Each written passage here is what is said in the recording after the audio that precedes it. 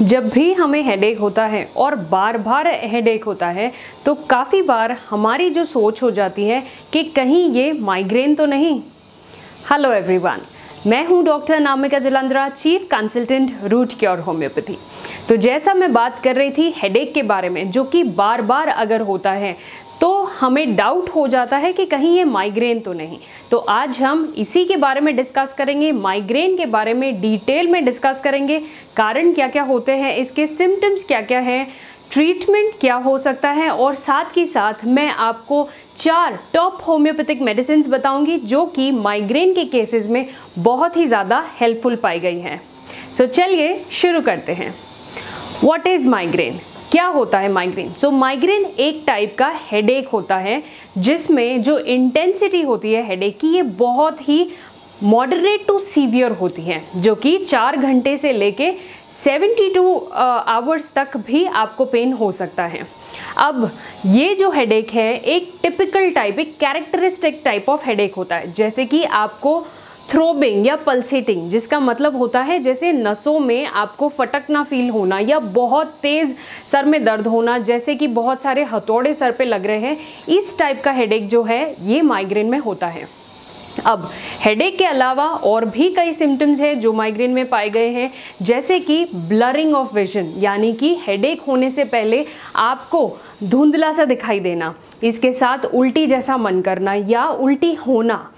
इसी के अलावा साथ के साथ हल्का चक्कर सा आएगा या डिजीनेस आपको फील हो सकता है। ये जो सिम्टम्स होते हैं इसे हम ऑरा कहते हैं। ये जो ऑरा है हेडेक होने के 1 घंटे पहले से शुरू हो जाता है और जब तक हेडेक रहता है उसी के साथ साथ ये सिम्टम्स भी हेडेक के साथ में होते हैं। सो ये है ऑरा। अब हम डिस्कस करते हैं कारण क्या क्या है माइग्रेन के, या किन कारण के वजह से माइग्रेन होता है। सो सबसे बड़ा जो कारण पाया गया है इसमें बेसिकली हमारे ब्रेन में जब ये नसें जो होती है ये कॉन्ट्रैक्ट करना शुरू कर देती है और इसी वजह से हेडेक ट्रिगर हो जाता है। अब ये कॉन्ट्रैक्ट क्यों करती है या क्या कारण है इसका कॉन्ट्रैक्शन का, सो इसे हम ट्रिगर फैक्टर्स कहते हैं। ट्रिगर फैक्टर्स जो माइग्रेन के होते हैं, सबसे बड़ा ट्रिगर फैक्टर इसमें है स्ट्रेस, सडन इमोशनल कॉजेस, इसी के साथ में नॉइज़ और लाइट से सेंसिटिव हो जाना, धूप में डायरेक्टली चले जाना, ज़्यादा देर खाली पेट रहना, ब्लड शुगर लेवल्स आपका लो हो गया है या आपकी स्लीप डिस्टर्ब्ड है। सो ये जो कारण है ये ट्रिगर फैक्टर्स है जिसके कारण से नसों में कॉन्ट्रैक्शन हो सकता है और माइग्रेन का जो हेडेक है ये ट्रिगर कर सकता है। ऑलराइट, सिम्टम्स क्या होंगे? तो सिम्टम्स माइग्रेन के हमेशा ज़्यादातर केसेस में माइग्रेन का जो हेडेक है ये हाफ साइडेड हेडेक होता है, या तो आपको राइट साइड में होगा या लेफ्ट में होगा, बट कुछ लोगों में पूरे सर में भी दर्द हो सकता है। इसी के साथ जो ये ऑरा के सिम्टम्स मैंने बताए जो कि माइग्रेन से पहले या दौरान या बाद में होंगे, ये भी साथ में होते हैं। ज़्यादातर फीमेल्स में माइग्रेन के चांसेस बहुत ज़्यादा हैं। पाया ये भी गया है कि जेनेटिक फैक्टर्स है जिसके वजह से फीमेल्स में ज़्यादा होता है। ऑल्सो हार्मोनल फैक्टर्स भी हैं जिसमें पीरियड्स में ज़्यादातर फीमेल्स में हेडेक पाया गया है या माइग्रेन पाया गया है। अब ट्रीटमेंट हम क्या करें? सो ट्रीटमेंट सबसे पहला इसमें आ जाता है कोल्ड कॉम्प्रेस, यानी कि जब भी सर में दर्द हो आप ठंडे पानी की सिकाई आप सर पर कर सकते हैं या आइस पैक रख सकते हैं, जिससे कि ये नसों का कॉन्ट्रैक्शन कम होता जाए। इसी के साथ जो ये ट्रिगर कॉजेज जो मैंने अभी बताए, ये ट्रिगर कॉजेज आपको नहीं होने देना है, जैसे कि स्ट्रेस ज़्यादा नहीं होने देना है, नींद आपकी कंप्लीट होनी चाहिए, 6 से 9 घंटे की नींद ज़रूरी होती है बॉडी के लिए और ये कंप्लीट होनी चाहिए। धूप में या डायरेक्ट रोशनी में आपको नहीं जाना है, प्रिवेंट करना है कि आपका सर या आपका फेस ढका हुआ रहे, डायरेक्ट धूप आपके फेस पे या हेड पे नहीं आए। इसी के साथ में ज़्यादा तेज़ आवाज़ या कंटिन्यूस आसपास में शोर अगर हो रहा है तो ऐसी जगह पे जाना अवॉइड करें और खाने का इंटेक अच्छा रखें, लिक्विड इंटेक अपना अच्छा रखें जिससे कि डिहाइड्रेशन भी ना हो। सो ये तो कुछ इलाज है, टिप्स है जिससे कि हम माइग्रेन का हेडेक बचा सकते हैं। अब मैं आपको बताती हूँ होम्योपैथी आपको कैसे हेल्प करेगी। सो होम्योपैथिक दवाइयाँ बहुत ही अच्छा रोल प्ले करती हैं माइग्रेन के केसेस में।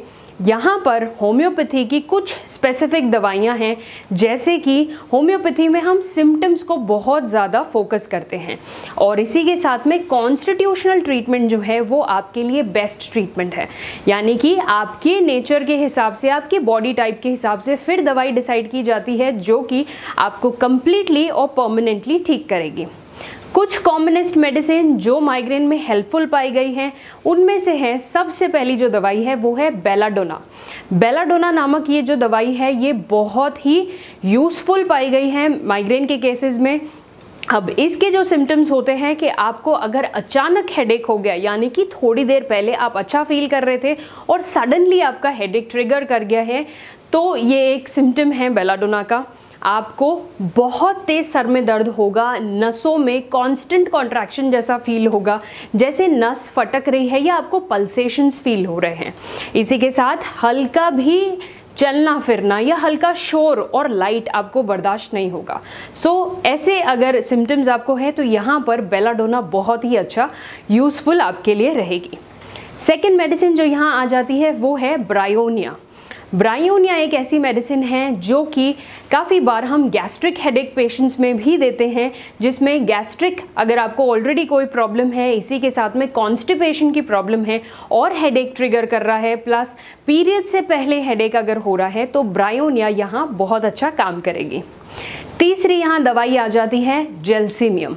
अब जेल्सीमियम एक ऐसी दवाई है जो कि आपको हेडेक होने से पहले आंखों के आगे धुंधलापन आ गया या हेडेक के साथ ही आंखों के आगे धुंधलापन आ गया, हल्का चक्कर महसूस हो रहा है कांस्टेंट, आप मूवमेंट नहीं कर पा रहे हैं और इसी के साथ में आपको बहुत ज़्यादा थकान हो रही है, तो ये जेल्सीमियम का एक सिम्टम है। यहाँ पर जेल्सीमियम बहुत अच्छा रोल प्ले करेगी।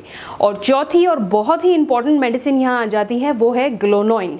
ग्लोनोइन एक ऐसी मेडिसिन है जो कि स्पेशली समर के सीजन में, जब गर्मी बहुत तेज़ है, धूप बहुत ज़्यादा है और आप अचानक धूप से आए हैं, ठंडे कमरे में आ गए और आपको हेडेक ट्रिगर कर गया, तो ग्लोनोइन यहाँ आपको बहुत ही हेल्पफुल पाई जाएगी।